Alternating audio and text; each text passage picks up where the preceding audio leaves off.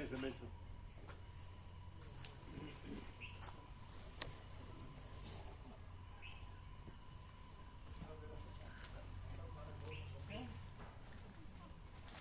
કેમ છે તબિયત? ઠીક છે? અનુકૂળ છે બધું? પ્રસાદ વિશ્રામ બધું?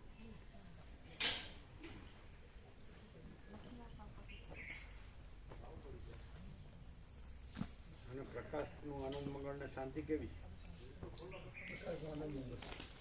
અને શાંતિ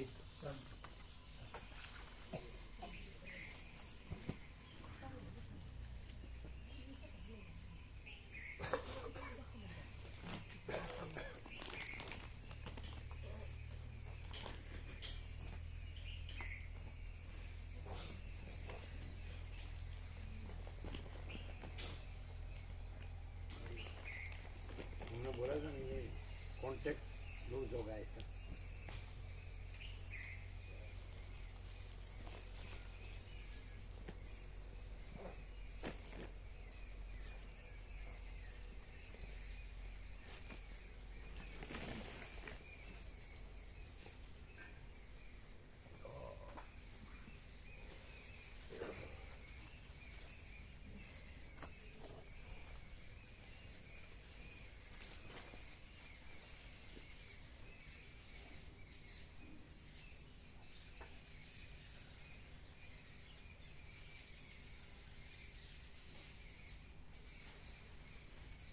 એટલે સંન્યાસી પછી જ વેશવિધિથી બેજાઉં પછી વસિત પ્રકાશથી જ એમ થાય કે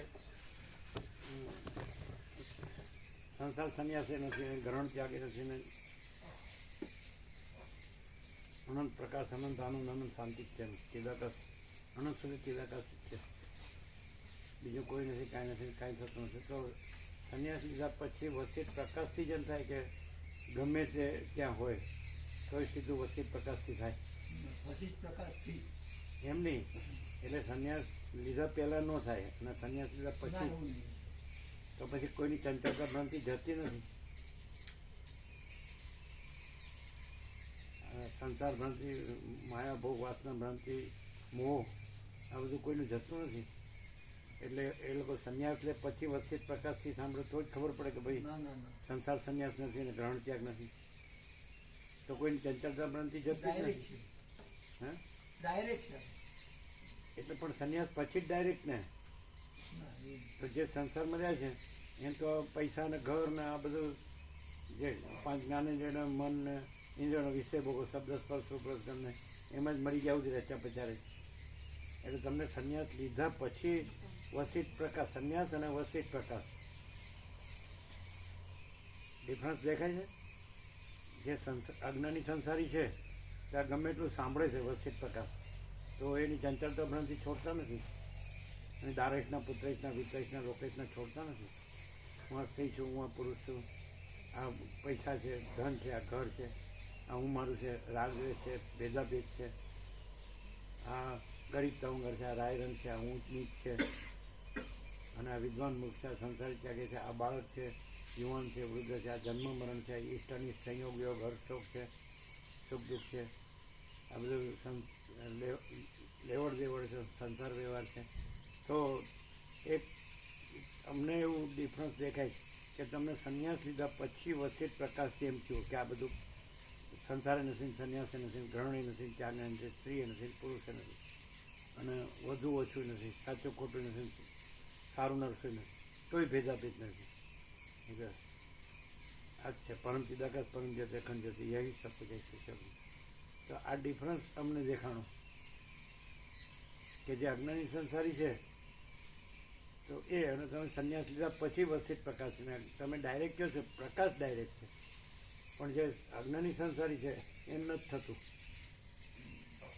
એને તો બધા ઇન્દ્રિયોનો વિષય બહુ જ સાચા લાગે, ડોલરને ભોગો જ સાચા લાગે. પણ સંન્યાસ તો છે નહીં, પણ એ પછી જ થાય. સંન્યાસ પછી વસિત પ્રકાશથી એમ થાય છે કે સંન્યાસ નથી. પણ સંસારથી વસિત પ્રકાશથી નથી થતું. એવું એક દ્રષ્ટાંત આવ્યું, એવું એક દ્રષ્ટાંત બધા સાંભળે છે, જોવે છે પ્રત્યક્ષ. તમને એમ આરપાર ક્લિયર છે કે પરમ ચિદાકાશ, પરમ જ્યોતિ, અખંડ જ્યોતિ અમે પોતે જ પરંચિત અખંડ જ્યોતિ છીએ, યહી સબ કુછ है, इसके सिवा कुछ नहीं है. આવું તમને હાથ પર લાગે છે હા કે એની અંદર હું ને દ્રશ્ય અને હું પરંચિત આકાશ એવું? જન્મ ભ્રમ રહી, દેહ ભ્રમ રહી, હું ભ્રમ રહી, જન્મ ભ્રમ રહિત, દેહ ભ્રમ રહિત, હું ભ્રમ રહી, હું ભ્રમ રહિત, દ્રશ્ય ભ્રમ. સુખ દુઃખના ભ્રમ રહી, હા, સુખ દુઃખનું ભ્રમ પણ નહીં, અને દ્રશ્ય ભ્રમ પણ નહીં. દ્રશ્ય ભ્રમ નહીં. શું શું કહે? અમે તો જોઈએ છે, કહીએ સાધુ વર્ષોથી આવે તો ચંચળતા ભ્રાંતિ રહે અને અહમ અને વાસના ભ્રાંતિની ગુલામીમાં સુખ ભ્રાંતિ રહે. તમને થયું એટલે આમ સાચે સાચ એવું થયું છે, સાચે સાચ. હા આ તો પછી સંન્યાસ વગર નથી થતું એવું થયું. તમને સંન્યાસ પછી વસિત પ્રકાશ કોમન, તો તમને સંન્યાસ પછી વસિત પ્રકાશ. તો આ બધા અજ્ઞાની સંસાર રહીને ડાયરેક્ટ વસિત પ્રકાશ, તો ડિફરન્સ તો રહેશે, દેખાય છે. એમને જે થયું તો એ ખાલી બોલવા ખાતર બોલે છે કે અંદરથી સાચું બોલે છે? અંદર સાચું બોલે છે. તો એ સારું, આમ તો સંન્યાસ નથી. એમાં અમને એવું લાગ્યું કે વશિષ્ઠ પ્રકાશથી ડાયરેક્ટ જાગૃત થઈ શકે છે, પણ આ જાગતા નહીં, એટલે સંન્યાસ એમાં સહાયક થાય. બાકી સંન્યાસ જરૂરી છે, અનિવાર્ય નહીં.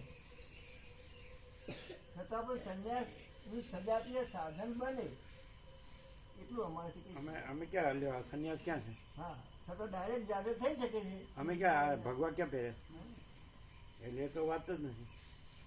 છતાં ભગવા અમે પહેર્યા નથી તો પછી અહીં તો સંસાર નથી ને, સંન્યાસ નથી, ગ્રહણ નથી, ત્યાગ નથી. મૂળથી તમે જોયું, 17 તારીખે મૂળથી તમે દર્શન કર્યા, અનુભવ કર્યો. મૂળથી છે ને, મૂળજી પ્રભુ.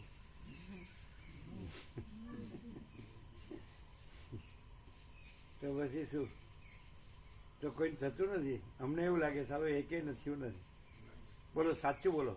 અમે કહીએ છીએ ખોટું છે. રાગદ્વેષ ગ્રંથિપૂર્વક નથી, પણ ચંચળતા ભ્રાંતિ છે, અમન વાસના ભ્રાંતિ છે, ગુલામીમાં સુખ ભ્રાંતિ છે.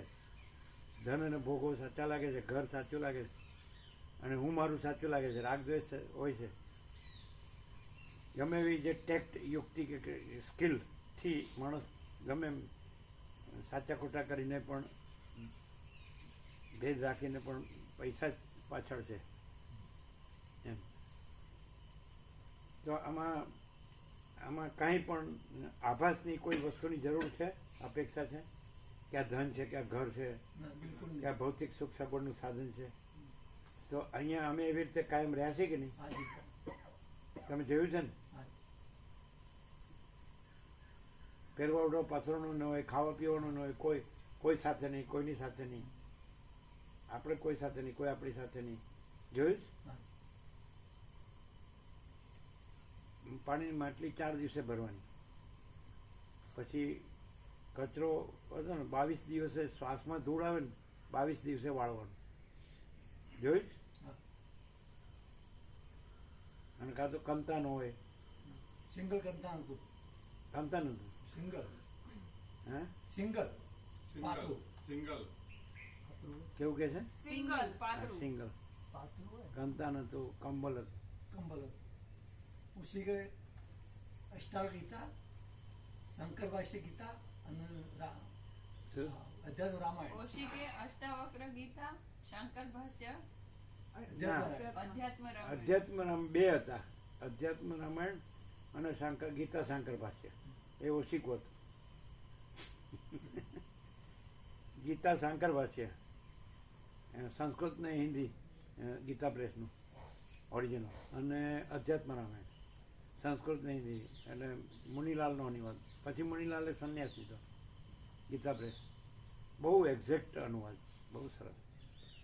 પછી એનો આપણે તત્વબોધ ખૂબ કર્યો. અધ્યાત્મનો તત્વબોધ ખૂબ થયો, ગીતા જ્ઞાનેશ્વરીનો ખૂબ થયો, એકલી ગીતાનો ખૂબ થયો. પછી યોગાસિટ ફૂલ લીધું અખંડ. તો તમારે નિર્ણય નથી થતો. અમે તો એવું કેવી રીતે કહીએ, અમે ક્યાં સંન્યાસ, ક્યાં ભગવાન ક્યાં છે? અમે સંન્યાસનું કહીએ જ નહીં. અને તમે મૂળથી જુઓ, 17 તારીખનું એમાં તમારે ફેર પડ્યો છે. તમારી એક ભાવ હોય, તમારો આસ્થા હોય, પણ જે મૂળથી તમે જે આખું જે પ્રકાશ થયો 17મી, એનાથી અંદર આમ ખબર પડે ડિફરન્સની કેવું કે આ જે છે પરમ ચિદાકાશ પરમ જ્યોતિ અખંડ જ્યોતિ સાક્ષાત એ અખંડ પહેલાથી જ છે. એવું નથી કે આ સંસારમાં જેમ કંઈ પણ દેખાતા હોય કે આ થયું પછી આ થયું પછી આ થયું, એવું સ્ટેપ વાઇઝ નથી, ડાયરેક્ટ છે. અને ઇનેટ આ સૃષ્ટિએ નહીં થઈ હોય કે મહાકલ્પોય નહીં થયા હોય ત્યારથી છે, એવું એ દિવસે કન્ફર્મ. એટલે ભ્રમ થયો અને પછી ભ્રમ ઉપચારથી નિવૃત્ત થયો એવું નથી. બ્રહ્મ પોતે જ પ્રગટ થયું એટલે બ્રહ્મ જ છે એમ. સંપૂર્ણ ભ્રાંતિ રહિત પૂર્ણ બ્રહ્મ સ્વરૂપ જ તો છે. એવું બધા સાંભળે છે બરાબર અને બોલે છે, તો એ કેમ ચંચળતા ભ્રાંતિ રાખે છે, વાસના રાખે છે, આસક્તિ, રાગ, મોહ, રાગ, દ્વેષ, અવિવેક, અવિચાર, અવિદ્યા, જ્ઞાન, માયા, તર્ક, સંશય, શંકા, વહેમ, અંધશ્રદ્ધા, વિવર્ત, દ્વૈત ભ્રમ, અજાતમાં જન્મનો ભ્રમ, પુરુષનો ભ્રમ, સ્ત્રીનો ભ્રમ, ધનનો ભ્રમ, ઘરનો ભ્રમ, હું મારુંનો ભ્રમ, રાગ દ્વેષનો ભ્રમ કેમ રાખે છે? બધા રાખે છે અને બધાને આ બધું ખબર છે. વેદો, ઉપનિષદો, આ ગીતા, રામાયણ, મહાભારત, ભાગવત કે શિવ મહાપુરાણ, ભગવત જય ભાગવત કે તંત્રો કે તંત્ર, મંત્ર, જંત્ર, તીર્થો, વ્રત, જપ, તપ, કર્મ, ઉપાસના, જ્ઞાન, ધ્યાન, ધર્માર્થ, કામ, મોક્ષ, વર્ણાશ્રમ ધર્મ, બધું જ જાણે છે. ભગવાનને બધા જાણે છે, પ્રભુને. ભગવાન બધું છે એટલે ભગવાન તો પોતાને જાણે જ ને. પણ એમાં આ જે દ્વૈત ભ્રાંતિ કે વિવર્ત ભ્રાંતિ છે, હું આ જીવ છું ને આ જગત છે, આ પુરુષ છું, સ્ત્રી છું, પછી આ હું મારું છે, આ ફેમિલી છે, અમારો કુલ કુટુંબ, જ્ઞાતિ, સમાજ, દેશ, દુનિયા છે, લેવડ દેવડ, સંસાર વ્યવહાર, તો રચ્યા પછી મરી ગયા સુધી આ અભ્યાસ રાખે જ છે બધા. અને આમાં આ કરવું પડે, આ કરવું પડે, જોવું પડે. એટલે 80 થયા હોય કે 90 થયા હોય તોય આ ડોસ, હું આ ડોસો છું ને આ ડોસી, હું આ ડોસી છું ને આ ડોસા છે. મામા પ્રભુ હશે જ. મામા પ્રભુ કરવું શું? તમારે નહીં, અમારે. એટલે એમાં શ્રોતાઓ પકડી રાખે પોતાની ભ્રાંતિ. એમાં હું કામ પકડી રાખે? ભ્રાંતિ કેવાનું, પકડી રાખવાનું કેવાનું? આ તોય મને આ ભૂતનો ભ્રમ થાય છે પણ હું પકડી રાખું છું. એ શબ્દથી નહીં જાણ્યું કે આ અને ભ્રાંતિનો અર્થ શું? પણ છતાં અંદરથી એની ભ્રાંતિ છે એવું થતું નહીં. નહીં તો પકડવાનો સવાલ જ નહીં. ભ્રાંતિ છે એવું કોણે થતું નથી? પ્રકાશ છે ત્યાં જ ને. પ્રકાશ હોય તો એને જળને ન થાય, પ્રકાશને થાય. પ્રકાશમાં છે. પ્રકાશને એવું થાય કે ભ્રાંતિ છે એવું થતું નથી. સમજાય? તો પછી મૂળ તો પ્રકાશ છે. તો ભ્રાંતિ એવું છે એવું થતું હોય કે ભ્રાંતિ છે એવું થતું ન હોય તો પણ પ્રકાશ છે. પ્રકાશ સિવાય કોને થાય કે ભ્રાંતિ છે એવું થતું નથી? એટલે બધી ચાલાકીનો શું અર્થ? કોને થાય? જળને થાય? તો ભ્રાંતિ ને થાય? ભ્રાંતિ છે એવું થતું નથી એવું કોને થાય? ચૈતન્ય જ થાય. હે? ચૈતન્ય જ થાય. ચૈતન્યને એવું થાય?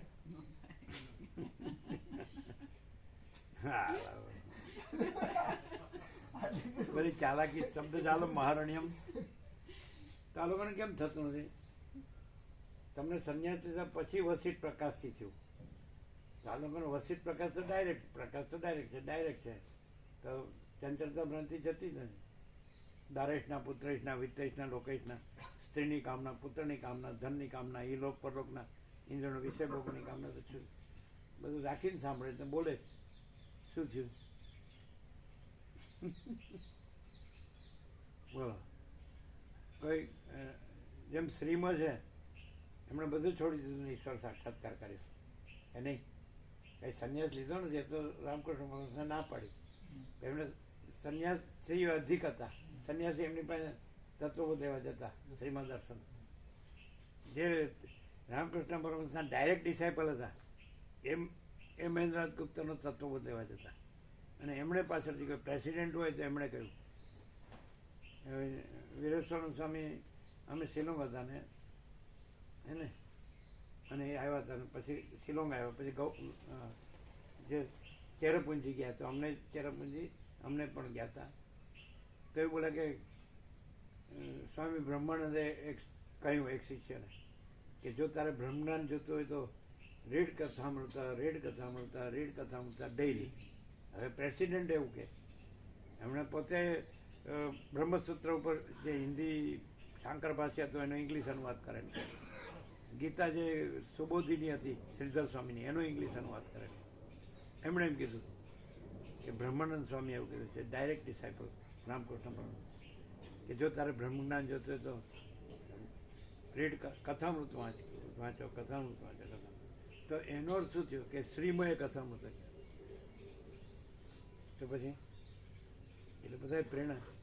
અને પરમહંસ યોગાનંદે દિવ્ય માતાનું દર્શન શ્રીમથી કર્યું. અને 9મા પ્રકરણમાં લખ્યું છે પ્રભુના લાડીલા ભક્ત અને તેમની વિશ્વલીલા. તો એમાં ખબર પડે કે શ્રીમાં ખરેખર સાક્ષાત્કારી છે એવા પ્રસંગો અંદર આપ્યા અને શ્રીમાના. તો પછી તો જે સંન્યાસીઓ હતા એ પણ એટલા નહોતા, શ્રીમાં હતા એટલા નહોતા. અને એવું 14 છોકરાઓ શ્રીમનની પ્રેરણાથી વિરક્ત ધારણ કરતા. ચૌદાની 14 છઠ્ઠા પ્રેસિડેન્ટે કહ્યું, જે છઠ્ઠા પ્રેસિડેન્ટ હતા પેલું મોટા, એણે કહ્યું કે 14 છોકરાઓ શ્રીમનનું કથાને પહોંચીને અહીં મઠમાં આવે છે બ્રહ્મચર્યના સંન્યાસ માટે. 14 ફોટે નાના એટલે શું કહેવાય. એટલે પણ એ શબ્દથી અહીંયા નથી, અહીંયા પ્રકાશથી છે. એમને ડાયરેક્ટ ડિસાઇપલ હશે તોય પણ એ શબ્દથી હશે. તો જ મઠન મિશન ને બધી ઝંઝટ જફા જમેલા થયા ને. પ્રકાશમાં એ ન આવે, સંન્યાસ એ ન આવે. પણ તમને સંન્યાસ પછી વસિત પ્રકાશથી આમ થયું કે પરમ ચિદાકાશ પરમ જ્યોતિ અખંડ જ્યોતિ જ છે ને, બીજું કાંઈ નથી, બીજું કાંઈ થતું નથી. તો પછી આનું કેમ સમજવું? બે બાજુ બોલે. સંન્યાસ સહાયક છે એમ પણ કે, ડાયરેક્ટ છે એમ પણ કે, સંન્યાસ વગર પણ થઈ શકે એમ કે, થઈ શકે પણ કોઈને થતું જોયું નથી. એના ભલે સંન્યાસ નથી પણ તમને સંન્યાસ પછી વસિત પ્રકાશથી થયું ને, અહીંયા થયું ને. તમે ત્યાં આવ્યા ભગવાનપુર સાંભળ્યું અને અહીં સાંભળ્યું, અથવા તમે પોતે ત્યાં સાંભળતા હશો, એનાથી થયું ને. તમે પોતે જે કરતા હતા એ આવું હતું? બિલકુલ નહીં. તો અત્યારે બધા જે આ બધું વેદો ઉપનિષદો ને ગીતા ને રામાયણ મહાભારત ભાગવત બધું જાણે છે, સંસ્કૃત હિન્દી ને બોલે છે, તો એ જ્ઞાન છે? અને અંદર બધું દેહાધ્યાસ ને ઉમારું હોય જ કે નહીં? તમને એવું લાગે છે કે દેહ છે કે જગત છે કે એવું લાગે? આનું શું? કદાચ તમારા તર્કોનો જ પાર આવશે પણ અમારા તર્કોનો કોઈ દી પાર આવ્યો?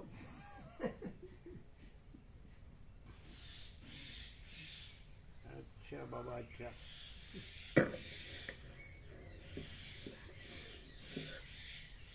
ઓમ બરાબર છે. પરમ ચિદાકાશ, પરમ જ્યોતિ, અખંડ જ્યોતિ, અનંત, પૂર્ણ, પરમ ચિદાકાશ, પરમ શાંતિ, स्वयं सिद्ध, स्वयं प्रकाश, स्वयं पूर्ण, स्वस्वरूप, यही सब कुछ है, इसके सिवा कुछ नहीं है. शून्यभास, अनंत कोटि, महाकल्पो है ही नहीं. वशिष्ठ राम उपशम प्रकरण રાઉન્ડ 38મો રાઉન્ડ. એવું અનુભવે કે અહીંનો એક એક અક્ષર અક્ષર નથી પણ પ્રકાશ જ છે. પ્રકાશ જ છે. અહીં દેખાય છે એ આકાર નથી પણ પ્રકાશ જ છે. આકાર નથી, પ્રકાશ જ છે. અને આખો અનંત આકાર દેખાય છે, આકાર નથી પણ પ્રકાશ જ છે. પ્રકાશ જ છે. કેવળ પ્રકાશ છે ને એક જ પ્રકાશ છે, એવું અનુભવાય છે. અમારે એક કહેવાનું રહેતું બરાબર. તમારા વેદો, ઉપનિષદો, ગીતા જે સ્ટાન્ડર્ડ ગ્રંથો હોય, બ્રહ્મસૂત્ર અથવા વેદ વેદાંતના જે ગ્રંથો છે, અવધૂત ગીતા કે અષ્ટાવક્ર ગીતા કે જે કંઈ અધ્યાત્મ અથવા જે કંઈ સમજાય, વિવેક ચૂડામણી XYZ સમજાય, અથવા તો બાઇબલ અથવા તો ગ્રંથ સાહિબ અથવા તો કુરાને શરીફ અથવા આગમો, જૈનના આગમો, બૌદ્ધના ત્રિપિટક અથવા જપસૂટના જંદ અવેસ્તા, બરાબર. તો જે બધા જે અવતાર કે પૈગંબરો કે જગતગુરુ એમણે જે પ્રકાશ કર્યો છે સમજાય. આપણા સદગ્રંથોમાં શિરોમણી શ્રી યોગાશ્રી મહારામાયણ, શિવરહસ્ય, રીભુ ગીતા સારકે નિરપેક્ષ, બરાબર. તો આમાં તત્વવેદતા જીવન મુક્ત એવું સંબોધન કરીને સિદ્ધ કે સાક્ષાત્કારી, બ્રહ્મ સાક્ષાત્કારી કે આત્મા સાક્ષાત્કારી, અપરોક્ષાનુભૂતિ જે છે, જે એ રહેલા છે પરમ ચિદાકાશ પરમ જ્યોતિ અખંડ જ્યોતિ, તો એમના બધા લક્ષણો છે, સાંભળો છે. એમના એક લક્ષણ અહીં છે કે નહીં? એક લક્ષણ ઓછું છે. અને 7 ખંડ 800 કરોડમાં આમાંનું એક લક્ષણ છે, સમજાય? What is the difference? એક લક્ષણ ન હોય તો બતાડો. ગીતામાં જે કીધું હોય, જ્ઞાની કીધું હોય, યોગી કીધું હોય, ભક્ત કીધું હોય. 12મા અધ્યાયમાં ભક્તિ યોગ છે, 13મામાં જ્ઞાન ને પરબ્રહ્મના સ્વરૂપ નિરૂપણ છે, જ્ઞાનના લક્ષણ, 18 જ્ઞાનના લક્ષણો. 6ઠામાં યોગ છે, આત્મસંયમ યોગ છે ને.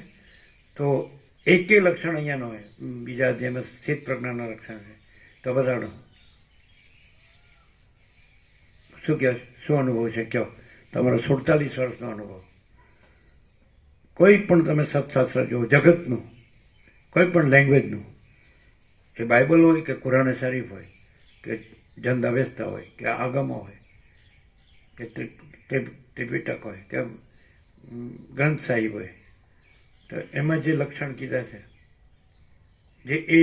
જે તત્વ કીધું છે ને, તો એ તત્વનું એક કે લક્ષણ ન હોય એવું બતાવો. શું કહે? 47 વર્ષથી શું અનુભવ હોય? પૂર્ણ પ્રકાશ છે, કેવળ પ્રકાશ છે. અને 7 ખંડ 800 કરોડમાંથી આમાંથી એક લક્ષણ છે તો બધા બધું જાણે છે. શું જાણે છે? શું? બૌદ્ધિક, બૌદ્ધિક કે શાબ્દિક? શાબ્દિક. અને આ કેવળ પ્રકાશ. તત્વ પોતે જ. તો એનું પ્રમાણ શું? કોઈ સ્વીકારતો તો નથી કે આ કેવળ પ્રકાશ છે. પરમ શાંતિ તો પછી આ પ્રકાશથી કોઈ શાંતિ નહીં થતી હોય થાય જ. તો ભ્રાંતિ કેમ રાખે છે? એમ કે છે ને, ભ્રાંતિ રાખીને સાંભળે છે. ભ્રાંતિ ન રહે. ભાઈ સાચું બોલો. એ તો એના અનુભવથી બોલે, એની કક્ષાથી બોલે. પણ ભ્રાંતિ રાખે જ કે નહીં બધા? ધન જોઈએ, ઘર જોઈએ, હું મારુંમાં બધું સુખ જોઈએ, રાખે જ કે નહીં? રાખે છે, હા. રાખે છે. તો એનો અર્થ કે આ પ્રકાશમાં કંઈ ના, ન્યૂનતા છે, પરમ શાંતિમાં કંઈ ન્યૂનતા છે? શું કહે? ન્યૂનતા સામ્યવાળાની છે. આ તો એ પણ કે, તો પછી આનો અર્થ શું? તો પ્રકાશ નિષ્ફળ છે? સત્સંગ કદી નિષ્ફળ જતો નથી એવું કીધું પરમાત્મા તત્વ પ્રકાશમાં. What is the cause? એટલે વસીઠારામને કીધું, મારા વાક્યમાં તમે સંપૂર્ણ વિશ્વાસ હોય તો કહું, નહીં તો રાખમાં હવન કરવા જેવું થાય, એવું કીધું ને.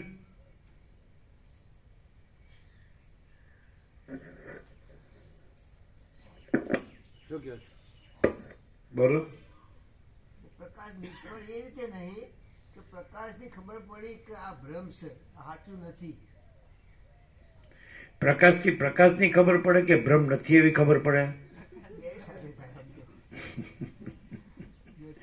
ઊંધું જ ચાલે છે. ભ્રમ મૂક્યો હોય ને એવી રીતે વાત થાય. અને પ્રકાશ જ છે. આ બધો પ્રકાશ જ છે. પ્રકાશ જ પોતામાં પ્રકાશે છે. સ્વયં મહાચિદાકાશ આખું એકલું પ્રકાશે છે. એક 17 અક્ષર છે, પ્રકાશ છે કે નહીં? પ્રકાશ કે અક્ષર છે? અક્ષર નથી. અનંત પ્રકાશ, અનંત આનંદ, અનંત શાંતિ છે કે નહીં? પછી નથી એ કહેવાનું છે એ ન કહો તોય છે કહેવાનું છે કે છે જ છે જ. વગર કીધે? અને નથી એ કહેવાનું છે કે વગર કીધે નથી? નથી.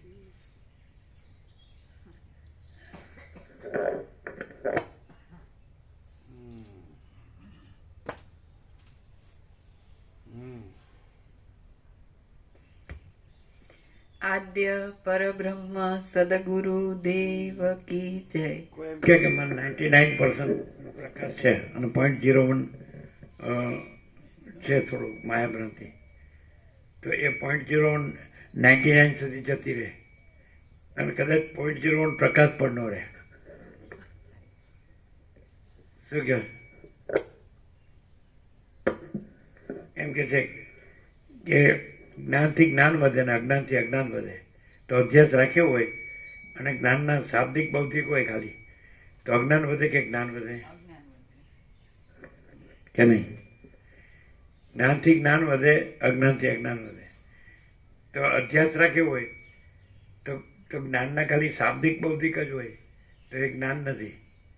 અને અધ્યાસ હોય એટલે પછી ધન જોઈએ, ઘર જોઈએ, પછી બધું ભૌતિક સુખ જોઈએ, હું મારુંમાં બધું સારું હોવું જોઈએ. અને પછી બધું બ્રહ્મનું, પરમાત્માના શબ્દો બોલવાના અને એનો ઉપયોગિતાવાદ કરવાનો, એટલે શાંતિ થાય.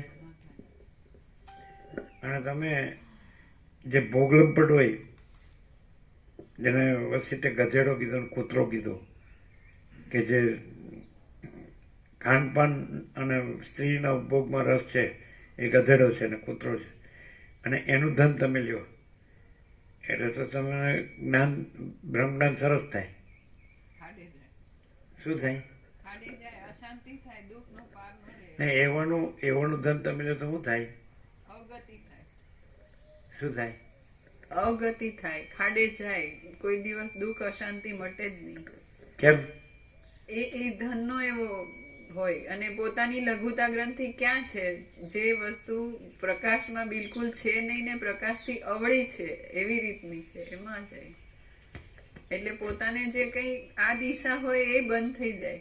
અને ધન અને ભોગ લંપટ હોય એનું ધન તમે લ્યો એટલે તમને પ્રકાશ થાય ને? ન થાય, ન થાય. પ્રકાશ આવરણમાં થઈ જાય અને ભ્રાંતિમાં વધારો થાય. લઘુતાગ્રહ ભ્રાંતિ, બીજી ઘણી બધી ભ્રાંતિ પછી વધે. ઓમ શ્રી પરમાત્મને નમઃ. સદગ્રંથોમાં શિરોમણી શ્રી યોગ વાસિષ્ઠ મહારામાયણ, પેજ નંબર 620, 620. સર્ગ 32મો. પ્રહલાદે કરેલી વિષ્ણુ પૂજા અને તેથી દેવોને થયેલું આશ્ચર્ય. આ 32મા સર્ગમાં પ્રહલાદે કરેલી વિષ્ણુની માનસિક પૂજા, તે પછી દૈત્યોની સાથે કરેલી બાહ્ય પૂજા અને તે પછી એ વાત સાંભળીને દેવતાઓએ નારાયણને કરેલો પ્રશ્ન કહેવામાં આવશે. વસિષ્ઠ બોલ્યા, હે રામ, એ પ્રમાણે પ્રહલાદે પોતાના શરીરને ભાવનાથી નારાયણ રૂપ કર્યું અને પછી તે નારાયણનું પૂજન કરવાને માટે તેણે નીચે પ્રમાણે ચિંતવન કર્યું. આ મેં કલ્પેલું વિષ્ણુનું જે રૂપ છે તે જુદું કોઈ સમષ્ટિ રૂપ કે વ્યષ્ટિ રૂપ નહીં, પણ હું રૂપ જ કલ્પેલું જે વિષ્ણુનું સ્વરૂપ છે તેનું હું હૃદયમાંથી પ્રાણવાયુના પ્રવાહને માર્ગે બહાર આવાહન કરું છું અને પૂજાની સમાપ્તિ પર્યંત એ વિષ્ણુ જાણે બહાર બિરાજ્યા હોય એમ કલ્પના કરી લઉં છું. એ ગરુડ ઉપર બિરાજેલા છે. ક્રિયા શક્તિ, જ્ઞાન શક્તિ, ઈચ્છા શક્તિ અને અનુગ્રહ શક્તિ એ 4 શક્તિઓથી સંપન્ન છે. શંખ, ચક્ર, ગદા તથા કમળને ધારણ કરનારા છે. શ્યામ શરીરવાળા છે અને 4 ભુજાઓવાળા છે. એટલે મારું જ પ્રતિબિંબ છે વિષ્ણુ. મારા હૃદયમાંથી આ ઉઠેલી કલ્પના મને પ્રત્યક્ષ થાય છે. એટલે હું જ વ્યાપક આત્મા છું, વ્યાપક પરમાત્મા છું, બીજા વિષ્ણુ નથી.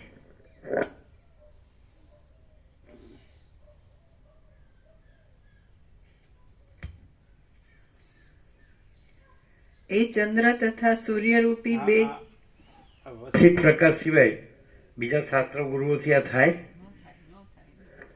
ક્યારેય ન થાય. ઉપરથી લઘુતા ગ્રંથિ રૂઢ થાય. સમજાય? હું આ જ છું અને આ ગુરુ છે અને આ પરમાત્મા છે, આ બ્રહ્મ છે, અને ગુરુ પરમાત્મા છે અને બ્રહ્મ છે, અને આત્મા સાક્ષાત્કારી છે.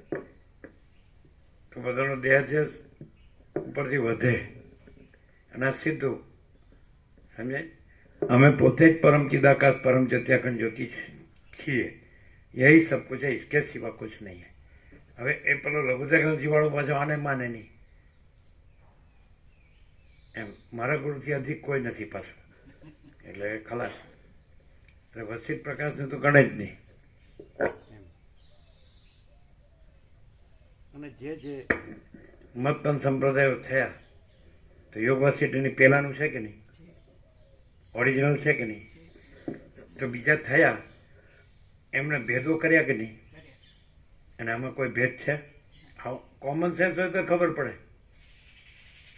પડે કે નહીં? બુદ્ધિ ક્યાં છે? બુદ્ધિ ધન શોધે છે, ઘર શોધે છે, સુખ શોધે છે.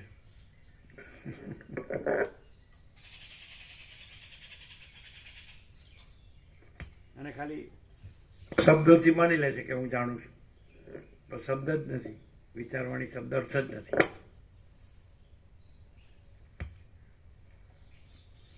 એ ચંદ્ર તથા સૂર્યરૂપી બે નેત્રોવાળા છે. વક્ષસ્થળમાં લક્ષ્મીને ધારણ કરનારા છે. સુશોભિત નંદક નામના ખડગથી ભક્તજનોને આનંદ આપનારા છે. વિશાળ નેત્રોવાળા છે. શારંગ નામના ધનુષને ધારણ કરનારા છે અને મહાકાંતિમાન છે. પ્રથમ હું સઘળી સામગ્રીઓથી રમણીયતાવાળી માનસિક પૂજાથી એ વિષ્ણુનું એમના પરિવારો સહિત શીઘ્ર પૂજન કરીશ. તે પછી ફરીવાર બહારના વૈભવોથી ભરપૂર એવા ઘણા રત્નોવાળી બાહ્ય પૂજાથી એ મોટા દેવ વિષ્ણુનું પૂજન કરીશ. હે રામ, એ પ્રમાણે ચિંતવન કરી પ્રહલાદ ઘણી સામગ્રીઓથી ભરપૂર કરેલી માનસિક પૂજાથી લક્ષ્મીપતિ ભગવાન વિષ્ણુનું પૂજન કરવા લાગ્યો.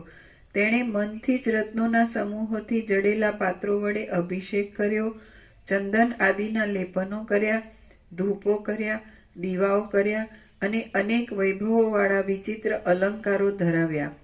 તેણે મંદાર નામના કલ્પવૃક્ષના પુષ્પોની માળાઓ ધરાવી અને સુવર્ણના કમળોનો સમૂહ સમર્પણ કર્યો. તેણે કલ્પવૃક્ષોની લતાઓના ગુચ્છોથી અને રત્નમય ગુચ્છોના મંડળોથી તેમનું પૂજન કર્યું. દિવ્ય વૃક્ષોના પલ્લવોથી, અનેક પ્રકારના પુષ્પોની માળાઓથી, પીળા કાંટા સરિયાના પુષ્પોથી, બોરસલીના પુષ્પોથી, મોગરાના પુષ્પોથી, ચંપકના પુષ્પોથી અને નીલ કમળોથી તેણે તેમની પૂજા કરી. તેણે રાતા સૌગંધિક નામના કમળોથી, રાતે પ્રફુલ્લિત થનારા કુમુદ નામના કમળોથી, કાસડાના પુષ્પોથી, ખજૂરીના ફળોથી, આંબાના મોરથી, કેસુડાઓથી, આસોપાલવના પુષ્પોથી, ધોળા ધંતુરાના પુષ્પોથી, કરણના પુષ્પોથી, બીલીપત્રોથી અને કિરાતકના પુષ્પોથી પૂજન કર્યું. કદંબના પુષ્પોથી, નાની બોરસલીના પુષ્પોથી, લીમડાના પુષ્પોથી, નગોડના પુષ્પોથી, જુઈના પુષ્પોથી અને કઠના પુષ્પોથી તેણે તેમની પૂજા કરી. તેણે ગુગળના પલ્લવોથી, ભોરીંગણીના પુષ્પોથી, ઘઉલાના પુષ્પોથી, રાતી કરેણના પુષ્પોથી, ધાતુઓથી રંગેલા પુન્નાગના પુષ્પોથી, આંબાઓથી, જંગલી આંબાઓથી, ગોરોચનથી, હરડેના પુષ્પોથી અને બહેડાના પુષ્પોથી પૂજન કર્યું. સાલિયા તાડ તથા તમાલના પલ્લવોથી, પુષ્પોથી તથા લતાઓથી, કોમળ કળીઓના સમૂહોથી અને કેસરથી રંગેલા આંબાના મોરોથી તેણે તેમની પૂજા કરી. તેણે કેવડાના પુષ્પોથી, 100 પાંખડીઓવાળા કમળોથી, એલચીઓની મંજરીઓથી, ઘણી સુંદરતાવાળા સઘળા નૈવેદ્યાદિક ઉપચારોથી અને પોતાના શરીરના અર્પણોથી તેમનું પૂજન કર્યું. આમ જગતમાં જેટલા જેટલા પ્રસિદ્ધ વૈભવો છે તે સઘળા વૈભવો વડે અને પરમ ભક્તિપૂર્વક પ્રહલાદે પોતાના અંતઃપુરમાં પોતાના સ્વામી ભગવાન વિષ્ણુનું માનસિક પૂજન કર્યું. માનસિક પૂજન પછી તે દાનવરાજ પ્રહલાદે તે જ અંતઃપુરમાં રહેલા દેવાલયમાં બહારના પ્રત્યક્ષ ચંદન પુષ્પાદિક ઉપહારોથી સંપન્ન કરેલી બાહ્ય પૂજાથી જનાર્દનનું પૂજન કરવાનો આરંભ કર્યો. જે ક્રમથી તેણે માનસિક પૂજન કર્યું હતું તે જ ક્રમથી બહારના પદાર્થોથી પણ વારંવાર વિષ્ણુનું પૂજન કરી પ્રહલાદ બહુ પ્રસન્ન થયો. પછી પ્રહલાદે ત્યારથી માંડી પૂર્ણ ભક્તિપૂર્વક નિત્ય તે પ્રમાણે જ વિષ્ણુનું પૂજન કરવા માંડ્યું. પ્રહલાદની એ પદ્ધતિ જોઈને તે નગરમાં બીજા સઘળા દૈત્યો પણ ઉત્તમ વૈષ્ણવો થયા. રાજા સદાચારથી વર્તે તો સઘળી પ્રજા પણ સદાચારથી વર્તે એ સ્વાભાવિક જ છે. હે રામ, સઘળા દૈત્યો વિષ્ણુના દ્વેષને ત્યજી દઈને વિષ્ણુના ભક્ત થયા છે એ વાત અંતરિક્ષમાં પહોંચી અને સ્વર્ગલોકમાં પણ પહોંચી ગઈ. હે રામ, મરુદગણો સહિત ઇન્દ્ર આદિ દેવો એ વાતથી વિસ્મય પામ્યા કે દૈત્યોએ તે વળી વિષ્ણુની ભક્તિ કેમ સ્વીકારી હશે. આમ વિસ્મયથી આકુળ થયેલા તે દેવો સ્વર્ગલોકમાંથી નીકળ્યા અને ક્ષીરસાગરમાં શેષનાગના શરીર પર બિરાજેલા તે સમર વિજયી શ્રી વિષ્ણુ પાસે ગયા. ત્યાં જઈને તેમણે વિષ્ણુને દૈત્યોનું સઘળું વૃત્તાંત કહી સંભળાવ્યું અને પછી એમને નીચે પ્રમાણે અપૂર્વ વિસ્મયની વાત પૂછી. દેવતાઓ બોલ્યા, હે ભગવાન, દૈત્યો તો સર્વદા આપના દ્વેષી જ હતા. તેઓ હમણાં આપના અત્યંત ભક્ત થઈ ગયા છે. એ શું? આ તો આપની માયા હોય એમ જણાય છે. અત્યંત દુરાચારવાળા અને ધર્મના દ્રઢ માર્ગોને પણ તોડી નાખનારા દૈત્યો ક્યાં? અને છેલ્લા ઉત્તમ જન્મોમાં જ મળે એવી જનાર્દનની ભક્તિ ક્યાં? હે ભગવાન, પામર પુરુષ ગુણવાન થયો એ વાત ઉત્પાત રૂપે સમય વિના થયેલી પુષ્પોની પંક્તિની પેઠે સુખદાયી પણ થાય છે અને દુઃખદાયી પણ થાય છે. જ્યાં જે યોગ્ય ન હોય ત્યાં તે શોભતું નથી. જેમ કે કાચના સમૂહની મધ્યમાં મહામૂલ્યવાન મણિ શોભે નહીં. જે જીવ જે પંક્તિનો હોય તે જીવ તે પંક્તિમાં જ શોભે. જો કે કૂતરા અને બકરા સમાન કદના હોય છે તો પણ બકરાઓની પંક્તિમાં કૂતરો શોભે જ નહીં. અનુચિત છતાં પરસ્પર સંબંધ પામેલી વસ્તુઓને જોવાથી જેવું દુઃખ ઉત્પન્ન થાય છે તેવું દુઃખ શરીરમાં વજ્ર જેવી તીખી સોયો ભોંકાવાથી પણ થતું નથી. જે પદાર્થ જ્યાં યોગ્યતાથી રહેવો ઘટતો હોય તે પદાર્થ ત્યાં જ શોભે અને ત્યાં જ તે નિંદાને પાત્ર થાય નહીં. કમળ તો જળમાં જ શોભે પણ જમીન પર શોભે નહીં. જો કમળ સ્થળમાં ઉગે તો તે નિંદાને જ પાત્ર થાય, તો તે નિંદાને પાત્ર જ થાય. અધમ પામરની રીતભાતવાળો, સર્વદા નીચ કાર્યોમાં રુચિ રાખનારો અને હીન જાતિવાળો તુચ્છ દાનવ ક્યાં અને આપની ભક્તિ ક્યાં? દાનવનું અને આપની ભક્તિનું પરસ્પર ચોકઠું બેસે જ કેવી રીતે?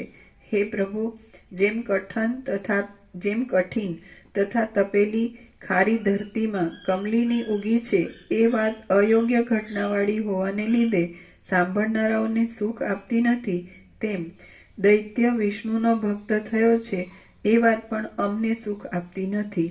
શ્રી યોગ વાસિષ્ઠ મહારામાયણમાં ઉપશમ પ્રકરણનો વિબુધ વાક્ય નામનો સર્ગ 32મો સમાપ્ત. સર્ગ 33મો. પ્રહલાદે વિષ્ણુ ભગવાનની સ્તુતિ કરી. આ 33મા સર્ગમાં ભગવત ભક્તિને લીધે પ્રહલાદને વિવેક આદિ ગુણોનો ઉદય થયાની અને ભગવાનને પ્રસન્ન થયેલા જોઈ પ્રહલાદે તેમની સ્તુતિ કર્યાની કથા કહેવામાં આવશે. વસિષ્ઠ બોલ્યા, પછી હે રામ, જેમ અત્યંત વેગથી ટવકાર કરતા મયુરોના સમૂહને મેઘ વર્ષા દ્વારા પ્રત્યુત્તર આપે તેમ અત્યંત કોપથી બૂમો પાડીને પૂછતા દેવતાઓના તે સમૂહને શ્રી વિષ્ણુએ નીચે પ્રમાણે સાંત્વનાયુક્ત પ્રત્યુત્તર આપ્યો. ભગવાન બોલ્યા, હે દેવતાઓ, પ્રહલાદ ભક્તિવાળો થયો છે એ વિષયમાં તમે ખેદ પામો નહીં, કેમ કે તે અરિદમન પ્રહલાદ મોક્ષને જ યોગ્ય છે અને તેનો આ છેલ્લો જ જન્મ છે. જેમ બળી ગયેલું બીજ ફરી અંકુરરૂપ સ્થિતિને ધારણ કરતું જ નથી, તેમ એ પ્રહલાદ હવે પછી ગર્ભવાસમાં જવાનો જ નથી. સદ્ગુણોવાળો પુરુષ સદ્ગુણોથી રહિત થઈ જાય તો એ અનર્થની વાત કહેવાય છે, પણ દુર્ગુણોવાળો પુરુષ સદ્ગુણોવાળો થાય તો એ વાત ઉત્તમ ગણવામાં આવે છે. હે દેવો, તમે પોતપોતાના વિચિત્ર સ્થાનોમાં જાઓ. પ્રહલાદમાં જે ગુણવાનપણું થયું છે તેથી તમને દુઃખ થવાનું નથી. ફરીથી વિષ્ણુ બોલ્યા,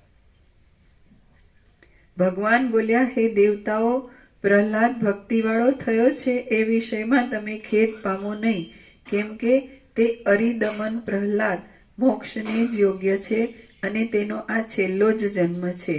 જેમ બળી ગયેલું બીજ ફરી અંકુરરૂપ સ્થિતિને ધારણ કરતું જ નથી, તેમ એ પ્રહલાદ હવે પછી ગર્ભવાસમાં જવાનો જ નથી.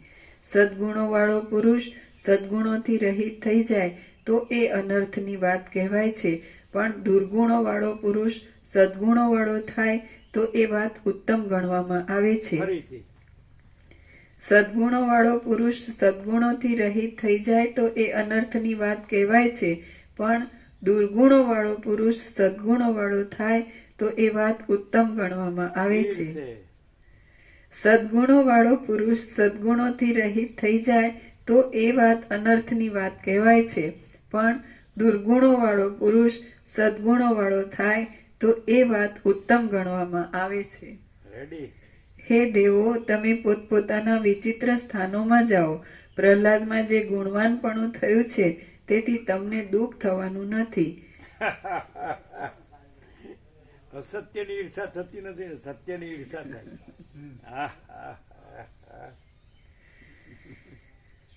આ દેવો કહેવાય હો પાછા.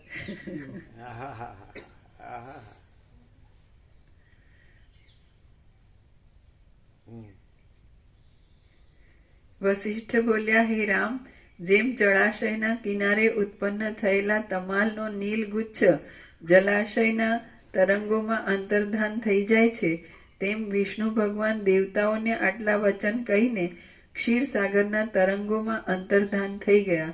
જેમ બ્રાહ્મણ હોય સમજાય અને દુર્ગુણ વાળો થાય. પેલા મોચી મામા હતા, મોચી પ્રભુ, તો કે એ તો મોચી છે, હું બ્રાહ્મણ છું, પણ એકદમ પ્યોર એન્ડ શ્યોર. એનું કામ કરતા કરતા ભગવાનનો સત્સંગ કરતા અમે બેસતા નાના હતા. એનું કામ કરતા કરતા ભગવાન સિવાય હૃદયમાં કાંઈ નહીં, બીજી વાત નહીં, અને બધું વ્યાજબી યોગ્ય. એવા ને એવા આટલા વર્ષો પછી એવા ને એવા, બોલો કમાલ કહેવાય. આટલા વર્ષો આપણે એમ કે નહીં હોય હો, લોકોએ કીધું કે છે. હા ધન્ય. આપણે શું કહેવાય, મોચી છે તો આ બધાના બૂટ ચપ્પલ સીવે એમ, અને હું તો બ્રાહ્મણ છું, હું ભગવાનના મેં ચરી ખાઉં છું, અને એક આટલું ખોટું નહીં. કેવા દર્શન કર્યા ને એમનામાં અખંડ ભગવાન. અને તમને ખબર છે કે મીરાનો ગુરુ હતો એ પણ એ જ હતો ને, રોહિદાસ. બસ ત્યાર પછી મીરાનો ગુરુ કોઈ બ્રાહ્મણ નહોતો. તો રોહિદાસની જે શિષ્યા થઈ એવો કોઈ બ્રાહ્મણનો શિષ્ય થતો નથી. એ પ્રેક્ટિકલ કોઈ બસ અધ્યાત્મ અહમ. પણ કૃષ્ણે જે કીધું કે જે ચાતુર્વર્ણ્ય મયા સૃષ્ટમ ગુણ કર્મ વિભાગ હશે, ગુણ પ્રમાણે જન્મથી નહીં એમ. સાત્વિકતા હોય તો પછી બધા લક્ષણો કીધા જ, સમ દમ ને જ્ઞાન વિજ્ઞાન ને બધું, એ તો હોય જ નહીં એવું. અને કર્મ બધું સકમ હોય, કર્મકાંડ ઉપાસના તો સકમ હોય, સમજે. હા.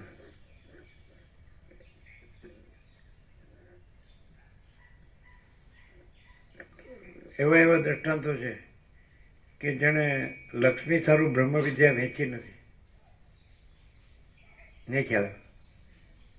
બ્રહ્મ વિદ્યા, આત્મજ્ઞાન લક્ષ્મી સારું વેચી નથી. અને મને કોઈ વેચે તો એને મૂલ્ય બ્રહ્મનું છે કે લક્ષ્મીનું છે?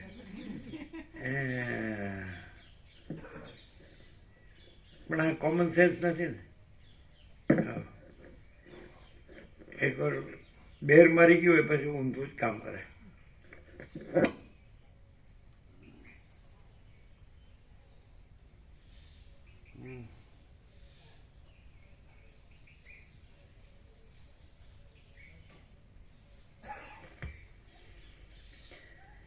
જેમ મંદરાચળે ઉછાળેલા જળકણો ક્ષીર સમુદ્રમાંથી ઉડીને પાછા ક્ષીર સાગરમાં જાય, તેમ વિષ્ણુને પૂછવાની ઈચ્છાથી સ્વર્ગમાંથી સમુદ્રમાં ગયેલા દેવતાઓ વિષ્ણુનું પૂજન કરીને પાછા સ્વર્ગમાં ગયા.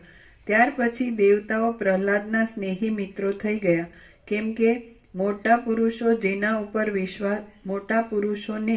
જેના ઉપર વિશ્વાસ હોય તેના ઉપર બાળકોનું મન પણ વિશ્વાસ રાખે એ સ્વાભાવિક જ છે.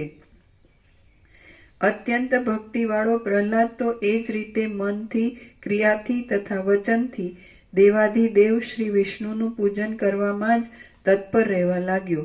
પૂજનમાં તત્પર રહેનારા એ પ્રહલાદના વિવેક, સંતોષ, વૈરાગ્ય અને વૈભવ આદિ સદ્ગુણો કાળે કરીને વૃદ્ધિ પામ્યા. માણસ જેમ સુકાયેલા પૂજનમાં તત્પર રહેનારા એ પ્રહલાદના વિવેક, સંતોષ, વૈરાગ્ય અને વૈભવ આદિ સદ્ગુણો કાળે કરીને વૃદ્ધિ પામ્યા. માણસ જેમ સુકાયેલા ઝાડને જોઈને રાજી થાય નહીં, તેમ એ પ્રહલાદ ભોગોના સમૂહને જોઈને રાજી થતો નહોતો. માણસ જેમ સુકાયેલા ઝાડને જોઈને રાજી થાય નહીં, તેમ એ પ્રહલાદ ભોગોના સમૂહને જોઈને રાજી થતો નહોતો. જેમ મૃગ માણસોની ભીડવાળી ભૂમિઓમાં રુચિ રાખે નહીં, તેમ એ પ્રહલાદ સ્ત્રીઓમાં રુચિ રાખતો નહોતો. જેમ મૃગ માણસોની ભીડવાળી ભૂમિઓમાં રુચિ રાખે નહીં, તેમ એ પ્રહલાદ સ્ત્રીઓમાં રુચિ રાખતો નહોતો. એ પ્રહલાદને લોકચર્ચામાં જરા પણ રુચિ રહી નહીં. તેને કેવળ શાસ્ત્રાર્થના કથનમાં જ રુચિ ઉત્પન્ન થઈ. એ પ્રહલાદને લોકચર્ચામાં જરા પણ રુચિ રહી નહીં. તેને કેવળ શાસ્ત્રાર્થના કથનમાં જ રુચિ ઉત્પન્ન થઈ. એક પણ લક્ષણ પ્રકાશમાં ન હોય એ બતાડો. અને 7 ખંડના 800 કરોડમાં એક પણ લક્ષણ હોય તો બતાડો. લખણા અવળચંડા,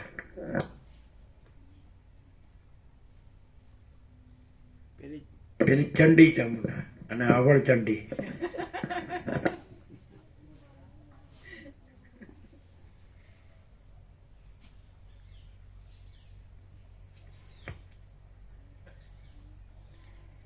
જેમ કમલીની સ્થળમાં રુચિ કરે નહીં, તેમ પ્રહલાદ ઉત્સવ આદિના કૌતુકમાં રુચિ કરતો નહોતો. જેમ વિંધ્યા વિનાનું નિર્મળ મોતી બીજા મોતીઓની સાથે પરોવી શકાય નહીં, તેમ પ્રહલાદનું ચિત્ત ભોગોરૂપી રોગોના સંબંધમાં પરોવાયેલું નહોતું. ભોગાદિની કલ્પનાઓથી રહિત થયેલું પણ બ્રહ્મવિદ્યારૂપી વિશ્રાંતિમાં નહીં પહોંચેલું પ્રહલાદનું ચિત્ત વચમાં રહેવાને લીધે જાણે હિંડોળામાં હિંચકતું હોય એવી સ્થિતિમાં રહ્યું હતું. ક્ષીર સમુદ્રરૂપી મંદિરમાં રહેલા ભગવાન વિષ્ણુ પોતાની સર્વવ્યાપક અને શુદ્ધ સત્વાત્મક જ્ઞાન શક્તિથી પ્રહલાદની એ સ્થિતિને જાણતા હતા.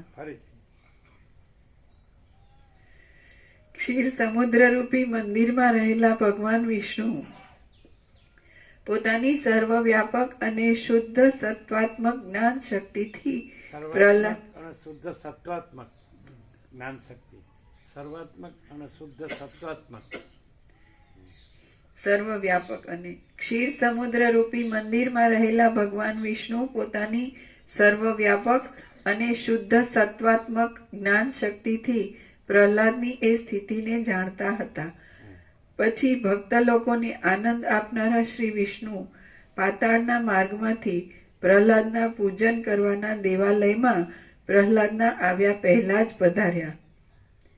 દૈત્યોના મોટા રાજા પ્રહલાદે કમળ સમાન નેત્રોવાળા એ વિષ્ણુ ભગવાનને પધારેલા જાણીને બમણા ઉપચારોથી સમૃદ્ધ કરેલી પૂજા વડે પ્રેમપૂર્વક તેમનું પૂજન કર્યું. પૂજાના ઘરમાં પધારીને પ્રત્યક્ષ રીતે બિરાજેલા એ વિષ્ણુ ભગવાનને જોઈને પ્રહલાદ અત્યંત પ્રસન્ન થયો અને ભક્તિભરી વાણીથી નીચે પ્રમાણે તેમની સ્તુતિ કરવા લાગ્યો. પ્રહલાદ બોલ્યો, આપ ત્રૈલોક્યની સ્થિતિના સુંદર ભંડારરૂપ છો, સગળા દોષોને હરનાર છો, સ્વયં પ્રકાશ છો, અનાથના નાથ છો, શરણાગતનું અત્યંત રક્ષણ કરનારા છો, સઘળી શક્તિઓથી સંપન્ન છો, દુઃખોને ટાળનારા છો, અજન્મા છો, સર્વદા સ્વરૂપમાં જ રહેલા છો અને સર્વ લોકોના ઈશ્વર છો. હું આપને શરણે આવું છું. આપ કુવલય નામના કમળ જેવા તથા નીલમણિ જેવા શ્યામ છો. શરદ ઋતુથી નિર્મળ થયેલા આકાશના ગર્ભ જેવા શ્યામ છો. ભ્રમરોની, અંધકારની તથા કાજળની કાંતિ જેવા કાંતિવાળા છો અને કમળને, ચક્રને તથા ગદાને ધારણ કરનારા છો. હું આપને શરણે આવું છું. આપ નિર્મળ છો. ભ્રમરના સમૂહ જેવા શ્યામ તથા સુકોમળ અંગોવાળા છો. ધોળી પાંખડીઓવાળા કમળની કળી જેવા શંખને ધારણ કરનારા છો. નાભી કમળમાં વેદરૂપી ગુંજારવ કરનારા બ્રહ્મારૂપી ભ્રમરને ધરનારા છો અને ભક્તજનોના હૃદય કમળોની પાંખડીઓમાં રહેનારા છો. હું આપને શરણે આવું છું. આપ શરદ ઋતુનું આકાશ છો. તે ધોળા નખોના સમૂહરૂપી તારાઓથી સંયુક્ત છે. મંદ હાસ્યથી શ્વેત લાગતા મુખરૂપી પૂર્ણચંદ્રના બિંબવાળું છે અને હૃદયમાં રહેતા કૌસ્તુભમણિના કિરણોના સમૂહરૂપી મંદાકિની આકાશ ગંગાવાળું છે. હું આપને શરણે આવું છું.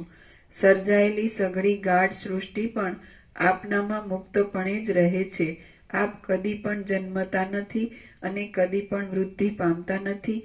આપ સર્વવ્યાપક છો, અનંત છો અને ઉત્તમ ગુણોથી આપ અનાદિ શરીરવાળા સુશોભિત છો અને પ્રલયકાળમાં વડના પાંદડામાં શયન કરનારા બાલ મુકુંદ છો. હું આપને શરણે આવું છું.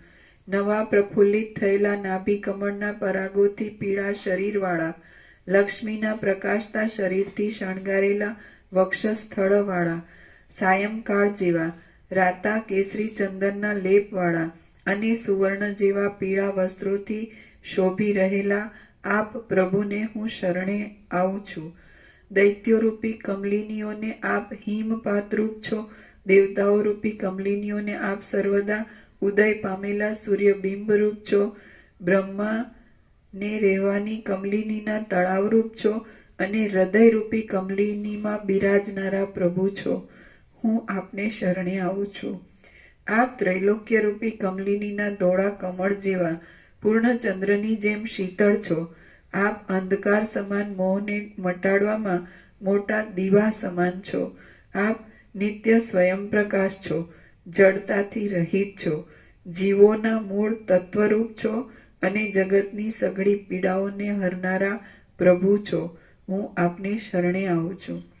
વસિષ્ઠ બોલ્યા, આમ હે રામ, દૈત્યોનો વિનાશ કરનારા, લક્ષ્મીના નિવાસરૂપ વક્ષસ્થળવાળા અને કુવલય નામના કમળની પાંખડીના જેવી શ્યામતાવાળા તે વિષ્ણુનું પ્રહલાદે ઘણા ઘણા ગુણોવાળી વાણીથી પૂજન કર્યું. એટલે જેમ રાજી થતા મયુરને મેઘ પ્રત્યુત્તર આપે છે, તેમ રાજી થતા એ અસુરેશ પ્રહલાદને ભગવાન વિષ્ણુએ નીચે પ્રમાણે પ્રત્યુત્તર આપ્યો. શ્રી યોગ વાસિષ્ઠ મહારામાયણમાં ઉપશમ પ્રકરણનો નારાયણ ગમન નામનો સર્ગ 33મો સમાપ્ત. સર્ગ 34મો. પ્રહલાદે પોતાનું સચ્ચિદાનંદ સ્વરૂપ જોયું. હા. આ 34મા સર્ગમાં પ્રહલાદે વિષ્ણુના વરદાનથી સદ્વિચારને પ્રાપ્ત થઈ અનાત્મ વર્ગનો નિરાશ કરીને પોતાનું સચ્ચિદાનંદ સ્વરૂપ જોયું એ કથા કહેવામાં આવશે. ભગવાન બોલ્યા, હે ગુણોના ભંડાર રૂપ, હે દૈત્ય કુળના મોટા શિરોમણી રૂપ, તું મારી પાસેથી જોઈતું વરદાન માંગી લે એટલે ફરી જન્મ થવાનું દુઃખ શાંત જ થઈ જાય. પ્રહલાદ બોલ્યા, હે સઘળા સંકલ્પોના ફળોને આપનારા, હે સઘળા લોકોના અંતર્યામી પ્રભુ, આપના ધારવામાં જે વરદાન સઘળી દીનતાઓનું નિવારણ કરનારું હોય તે જ વરદાન આપ મને આપો. સર્વ દીનતાઓને. હા, દીનતાઓનું નિવારણ. ભગવાન બોલ્યા, હે નિર્દોષ પ્રહલાદ, બ્રહ્મના સાક્ષાત્કાર રૂપ વિશ્રાંતિ મળવા સુધીનો વિચાર કરવાથી જ અનર્થોની અત્યંત નિવૃત્તિ થાય છે અને પરમાનંદની પ્રાપ્તિ થાય છે. ભગવાન બોલ્યા, હે નિર્દોષ પ્રહલાદ, બ્રહ્મના સાક્ષાત્કાર રૂપ વિશ્રાંતિ મળવા સુધીનો વિચાર કરવાથી જ અનર્થોની નિવૃત્તિ થાય છે અને પરમાનંદની પ્રાપ્તિ થાય છે, માટે તેનો વિચાર તને પ્રાપ્ત થાઓ. વશિષ્ઠ બોલ્યા, હે રામ, જેમ સમુદ્રનો તરંગ ઘૂઘવાટ કરીને પાછો અંદર સમાઈ જાય છે તેમ વિષ્ણુ ભગવાન પ્રહલાદને એટલા વચન કહીને પાછા અંતર્ધાન થઈ ગયા. આમ વિષ્ણુદેવ અંતર્ધાન થઈ ગયા પછી પ્રહલાદે પૂજામાં મણિઓથી તથા રત્નોથી શણગારેલી છેલ્લી પુષ્પાંજલિ આપી. પછી પ્રેમથી ઉત્તમ આસન પર પદ્માસન વાળીને પ્રહલાદે સ્તોત્રનો પાઠ કરવાના સમયમાં ચિત્તથી આ પ્રમાણે ચિંતવન કર્યું. સંસારનું નિવારણ કરનારા વિષ્ણુ ભગવાને મને કહ્યું કે તું વિચારવાળો જ થા, એટલા માટે હવે હું મનમાં આત્માનો વિચાર કરું. હું જે આ સંસારરૂપી આડંબરમાં બોલું છું, ચાલું છું, ઊભો રહું છું અને પ્રયત્નથી વિષયોનો ઉપભોગ કરું છું તે હું પોતે કોણ છું? આ જગત જે વૃક્ષોથી, તૃણોથી અને પર્વતોથી યુક્ત છે તે તો હું નથી. જે જગતરૂપ વસ્તુ અત્યંત બાહ્ય છે તે તો હું નથી. જે જગતરૂપ વસ્તુ અત્યંત બાહ્ય છે તે રૂપ તો હું કેમ જ હોઉં? આ દેહ તો ખોટો જ ઉદય પામેલો છે, બોલવાને પણ સમર્થ નથી. પ્રાણવાયુની પ્રેરણાથી જ થોડોક કાળ સુધી ચાલનારો છે, અલ્પકાળમાં જ પાછો નષ્ટ થનાર છે અને જડ છે. હું તે પણ નથી. શબ્દ કે જે કાનની જડતાવાળી પૂતળીથી જ આ ઊંચો છે, નીચો છે, પદરૂપ છે અને વાક્યરૂપ છે ઇત્યાદિ ભેદો પાડીને કલ્પી લેવામાં આવે છે, ક્ષણ માત્રમાં ક્ષય પામનાર છે. ક્ષય પામનાર હોવાને લીધે શૂન્ય આકારવાળો છે. આકાશથી ઉત્પન્ન થાય છે અને જડ છે તે શબ્દ પણ હું નથી. સ્પર્શ કે જે ક્ષણ માત્રમાં નષ્ટ થનારી ત્વચાથી જ પમાય છે, સમય પર નથી પણ પમાતો અને ચૈતન્યની સિદ્ધિથી જ સિદ્ધ થાય એવો છે તથા જડ છે, તે સ્પર્શ પણ હું નથી. રસ જે ચપળ સત્તાવાળી અનિત્ય જીભથી જ સંબંધ ધરાવનારો છે, તુચ્છ છે, જીભની અણીથી તે કંઠ સુધી જ સ્વાદમાં આવે એવો છે, અન્નાદિક પદાર્થોમાં રહેલો છે અને જડ છે તે પણ હું નથી.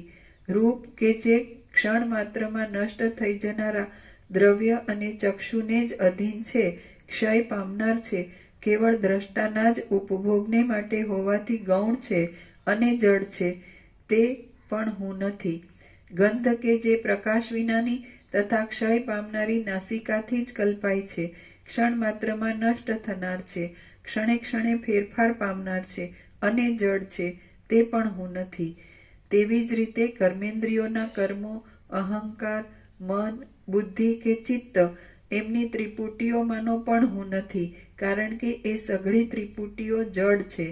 હું તો મમતા વિનાનો, ચિંતન વિનાનો, શાંત, પાંચે ઇન્દ્રિયોના વિભ્રમોથી રહિત અને જેમાં કાંઈ પણ સંકલ્પ નથી એવો શુદ્ધ ચૈતન્ય જ છું. હું તો દ્રશ્યોથી રહિત કેવળ ચૈતન્ય જ છું. સર્વ દ્રશ્યોને પ્રકાશ આપનાર છું.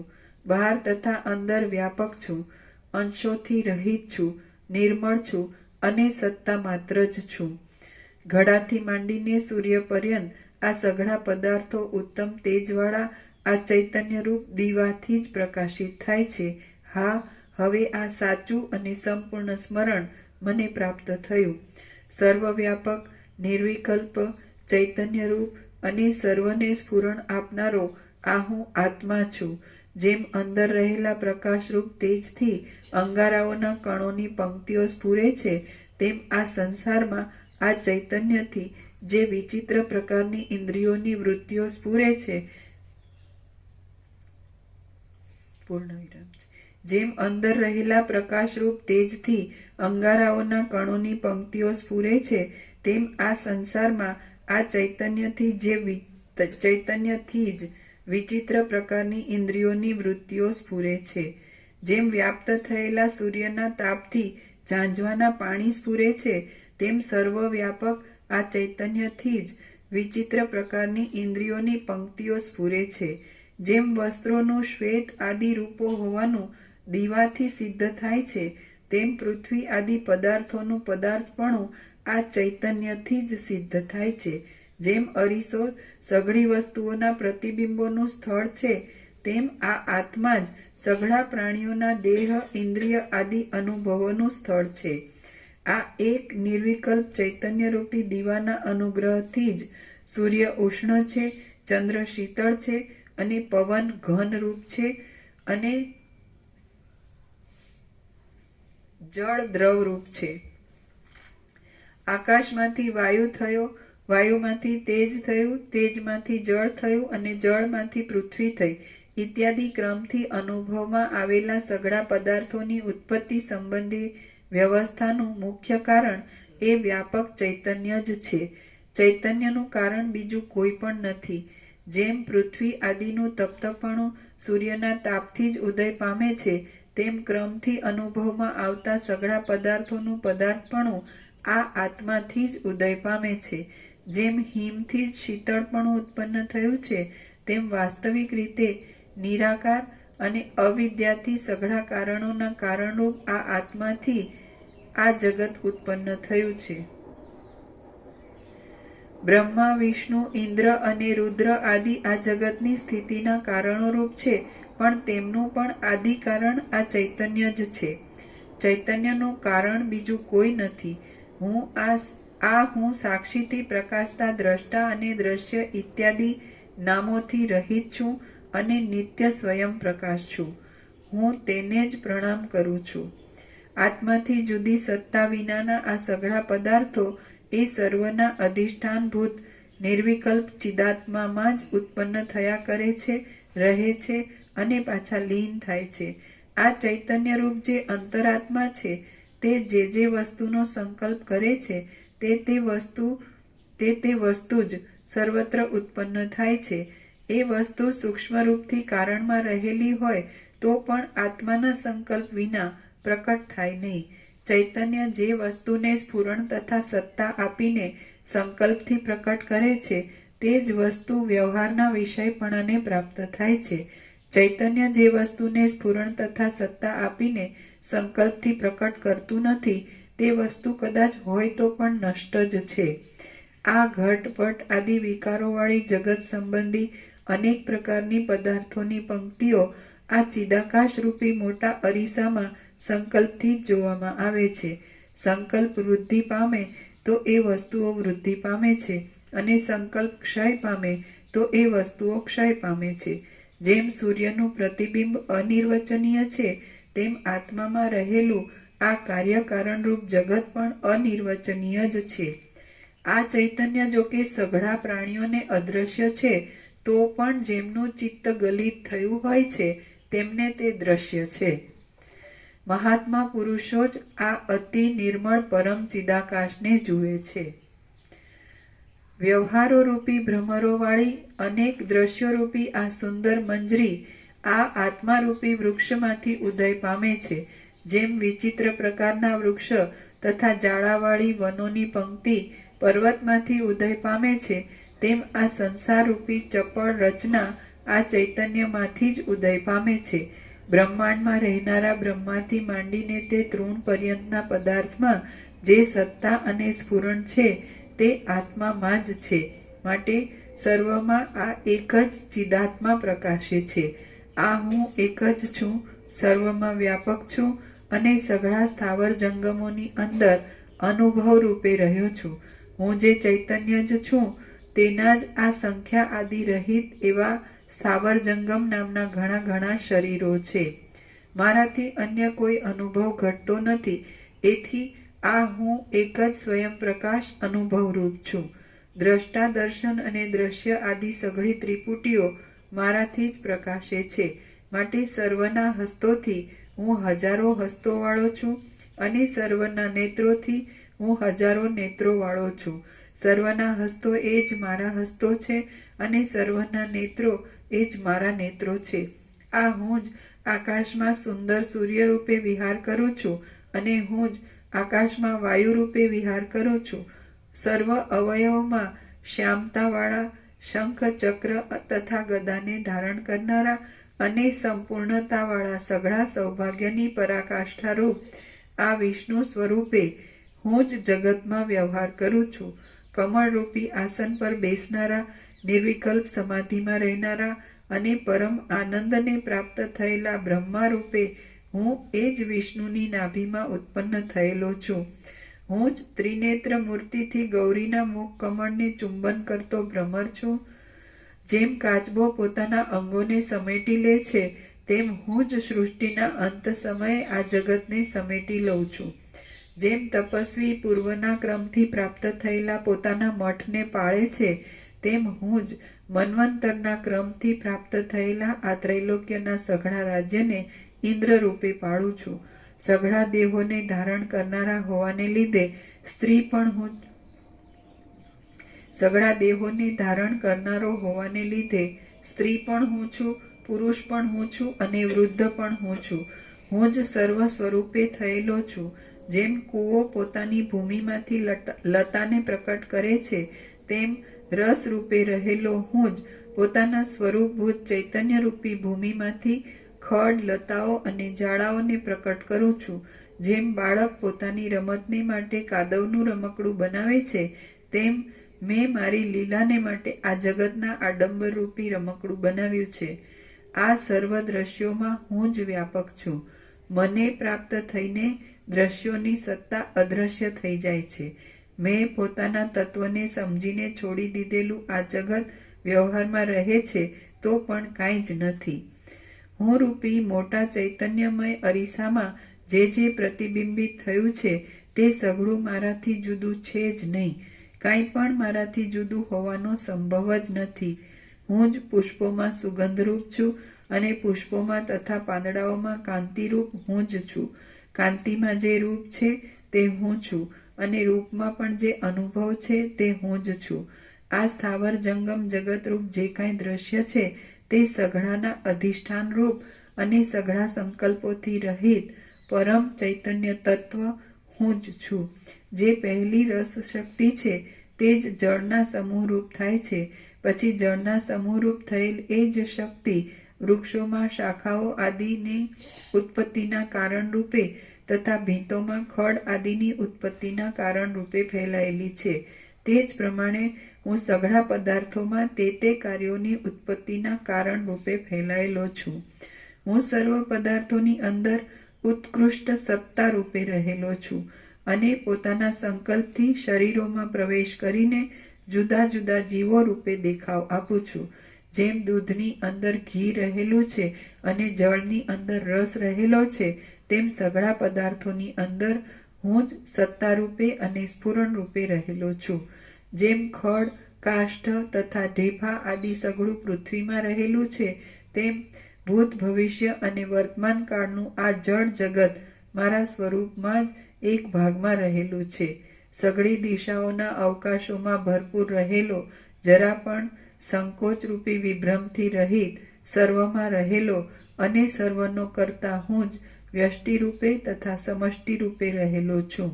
અહો, શસ્ત્રોથી દેવોનો નાશ કર્યા વિના જ અને ઇન્દ્રને બાંધી લીધા વિના જ આ જગતનું અપૂર્વ અને વિસ્તીર્ણ રાજ્ય વગર માગે મને મળી ચૂક્યું.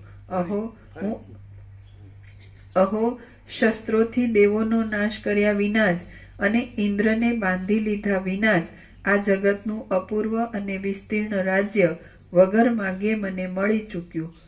અહો, હું અત્યંત વિશાળ સ્વરૂપવાળો છું. જેમ કલ્પના અંતે પવને ચલાયમાન કરેલો પ્રલય સાગર પોતાનામાં સમાય નહીં, તેમ હું પણ પોતાથી પોતામાં સમાતો નથી. જેમ ક્ષીરસાગરમાં ફરનારો અલ્પગતિવાળો સર્પ ક્ષીરસાગરના અંતને પામે નહીં, તેમ સ્વસ્થ અને અંદર પોતાની મેળે જ નિરતિશય આનંદરૂપે અનુભવમાં આવેલા મારા સ્વરૂપમાં રહેલો હું મારા સ્વરૂપના અંતને પામતો નથી. આ મારા સ્વરૂપમાં કલ્પાયેલી બ્રહ્માંડરૂપી ગુફા તો બહુ જ નાની અને સાંકડી છે, કારણ કે જેમ હાથી બીલામાં સમાય નહીં, તેમ મારું વિસ્તીર્ણ સ્વરૂપ આ બ્રહ્માંડમાં સમાતું નથી. મારું રૂપ બ્રહ્મલોકથી પેલી પાર અને બ્રહ્મલોકની પણ ઉપર રહેલા સઘળા તત્વોની પણ પેલી પાર આગળ વધતું જાય છે. તે હજી સુધી પાછું વળતું નથી. સર્પ કેટલો છે? લાંબો છે. હા, બસ થઈ ગયું. ઓમ ઓમ ઓમ. પોતાના પોતે જ પરબ્રહ્મ પરમાત્મા છે, પોતે જ પરમ ચિદાકાશ પરમ જ્યોતિ અખંડ જ્યોતિ છે. એટલે બીજા વિષ્ણુ નથી, પોતાનું સ્વરૂપ જ પ્રકાશ્યું છે. એવી રીતે પ્રસાદ આપી દે.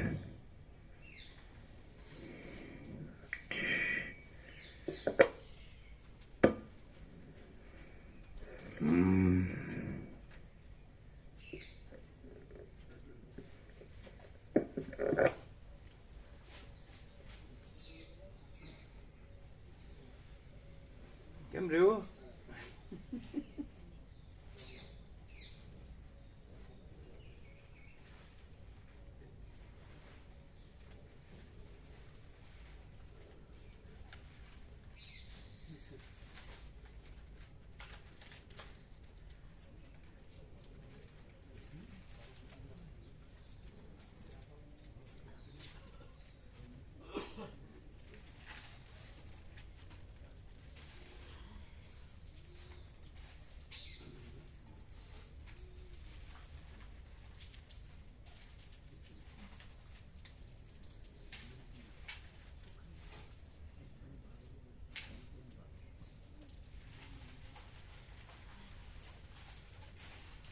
લઘુતા ગ્રંથિવાળાને એવું ન લાગે? લઘુતા ગ્રંથિવાળા ગુરુની કે કોઈ શાસ્ત્ર ગુરુની ત્યાં લેવા જે પોતે રહ્યા હોય પરમ ચિદાકાશ પરમ જ્યોતિ અખંડ જ્યોતિ, એને એમ લાગે આ તે કાંઈ હોતા હશે, એ તો અનંત છે એમ એવું લાગે ને?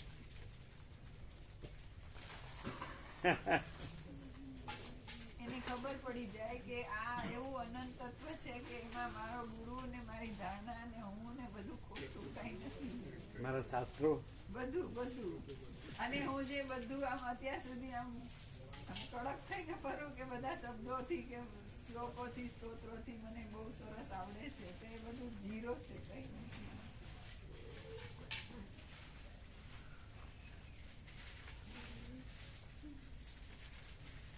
શબ્દજાલમ મહારણ્યમ.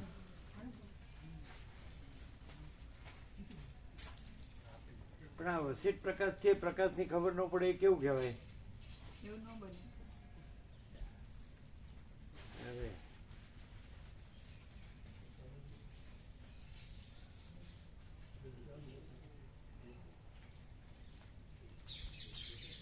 ધનની ખબર પડે છે, ઘરની ખબર પડે છે, દેહની ખબર પડે છે, હું મારુંની ખબર પડે છે, અને પ્રકાશની ખબર પડતી નથી. આશ્ચર્ય.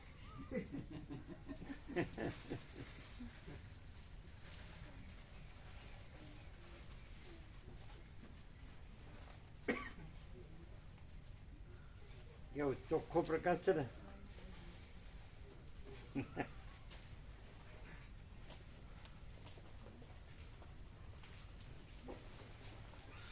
ત્રીસમી ખબર છે ને બધાને? 30મી રમણ.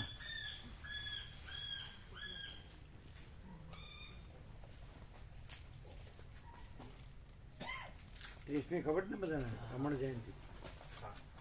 અમે નહીં આવીએ કદાચ, અમારી સ્કૂલ હશે ને અને એક્ઝામ નજીક છે, પ્રભુ પરીક્ષાના નજીક હોવાથી તો તમારી બાજુનો કોઈ નહીં આવે નહીં? બીજા આવશે, અમારા સિવાય આવશે એમ? બધાને ખબર હા ભાઈ લિસ્ટ આપેલું જ છે. તો નર્મદા જે આ છે ને સ્લીપિંગ બસ જ રાખવી જોઈએ. નર્મદા કદાચ જવાનું આયોજન થાય ને તો સ્લીપિંગ બસ જ કરવી. સ્લીપર 2x2 પુશ બેકમાં ના મજા આવે. સ્લીપરની જ વાત થઈ છે. સ્લીપર હોય તો ડબલ ડેકર હોય ને. ના ના પ્રભુ નોર્મલ જ હોય. આ જે હોય નીચે ઉપર હોય. ટ્રેનમાં હોય તો બસ હોય. ડબલ ડેકર નો ના, double decker નહીં. એટલે આ જે છે એ જાય એ બધા રસ્તે જાય. એ જ સાઈઝ ની હોય પ્રભુ. બસની સાઈઝ એક જ. ખાલી બસ ઉપર નીચે હોય ટ્રેનની જેમ. રેલવે માફક નીચે સીટો પર. અચ્છા, સુતા જવાય. કાચા પાકા બધે રસ્તે જાય. અમે લાગે તો ને આ જાય એમાં કેટલા બેસે? 40 જ બેસે હવે. 40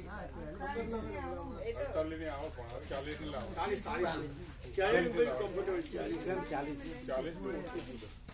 એમ 40 ની સીટ હોય પ્રભુ અંદર. એમ અમે ઢસાઈ લઈને આવ્યા હતા. એટલે બધા ભાવિકના પ્રસન્ન હતા. મજા આવી ગઈ. એમ વિશ્રામ થાય ને બેસે બધું.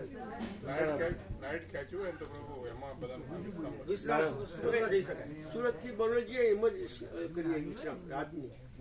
જઈએ એટલે અમે સાથે અહીંયા ઢસાઈને આવ્યા ને અમદાવાદના ભાવિકોને સાથે બીજા બધા તો બધા આને અનુકૂળ આવી ગયું. બધાને કેમ રહ્યું? બધા આનંદ પ્રસન્ન હતા. અમે ચિરુપ્રોણ કીધું જો બધું મોડેથી અમને જોયા ને કે અમે કાંઈ નથી. હા કે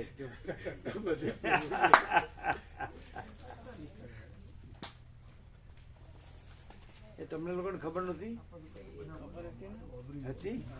મારા ઘરે તમે ગયા હતા તમે આવ્યા દહીચરા. તમે આવ્યા હતા? હું નહોતો, હું અહીંયા હતો સુરત. મારા ઘરે તમે દહીચરા ગયા હતા. આવ્યા હતા? હું ત્યાં નહોતો આવ્યો, પણ મારા ઘરે મારા ભાઈ છોકરા ની હતા.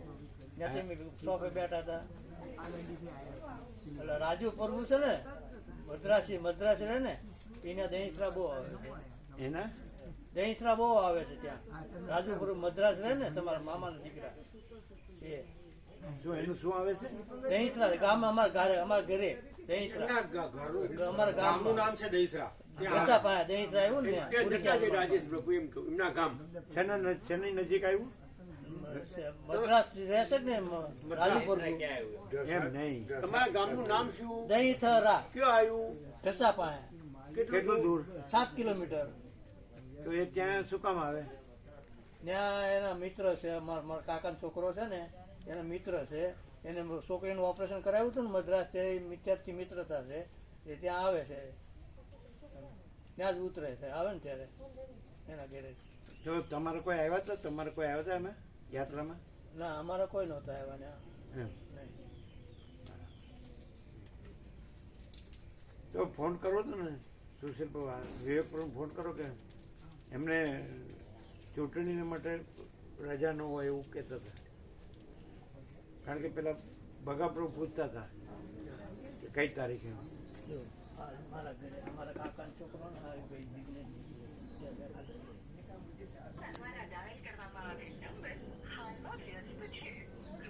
કોણ કાકાનો છોકરો? આ છે ને મારા કાકાનો છોકરો છે બેઠો એ.